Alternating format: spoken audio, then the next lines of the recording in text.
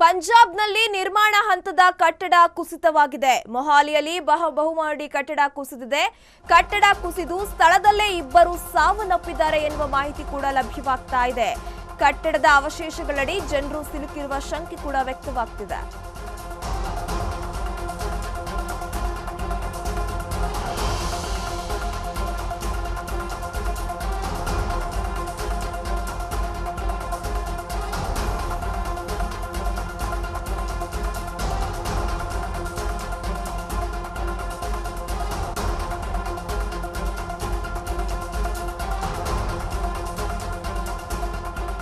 ಪಂಜಾಬ್ನಲ್ಲಿ ನಿರ್ಮಾಣ ಹಂತದ ಕಟ್ಟಡ ಕುಸಿತವಾಗಿದೆ. ಮೊಹಾಲಿಯಲ್ಲಿ ಬಹುಮಹಡಿ ಕಟ್ಟಡ ಕುಸಿತವಾಗಿದೆ.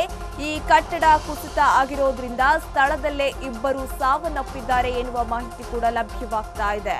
ಕಟ್ಟಡದ ಅವಶೇಷಗಳಡಿ ಜನರು ಸಿಲುಕಿರುವ ಶಂಕೆ ಕೂಡ ವ್ಯಕ್ತವಾಗ್ತಾ ಇದೆ.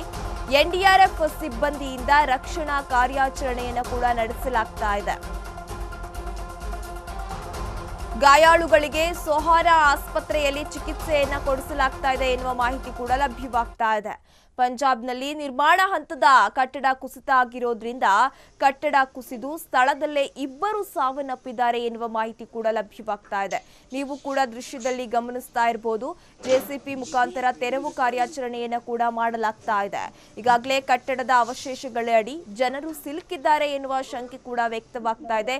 ಈಗಾಗಲೇ ಅಲ್ಲಿ ಎನ್ಡಿಆರ್ಎಫ್ ಸಿಬ್ಬಂದಿಗಳು ಜಮಾಯಿಸಿದ್ದಾರೆ. ಹಾಗಾಗಿ ಎನ್ಡಿಆರ್ಎಫ್ ಸಿಬ್ಬಂದಿಯಿಂದ ರಕ್ಷಣಾ ಕಾರ್ಯಾಚರಣೆ ಮುಂದುವರೆದಿದೆ.